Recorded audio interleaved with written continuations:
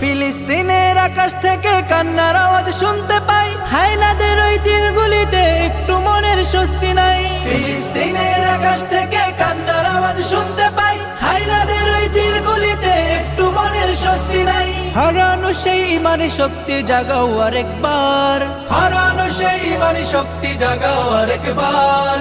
উচ্চ স্বরে তাকবীর বলো আল্লাহু আকবার, আল্লাহু আকবার, আল্লাহু আকবার, আল্লাহু আকবার, আল্লাহু আকবার, আল্লাহু আকবার, আল্লাহু আকবার, আল্লাহু আকবার, আল্লাহু আকবার।